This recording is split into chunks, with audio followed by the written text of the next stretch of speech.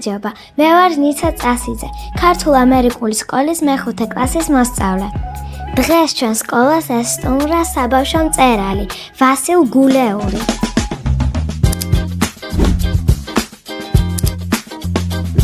დღეს ვორჩავდით იმ ბავშვებს, რომლებსაც წერალი უნდათ გამოვიდნენ.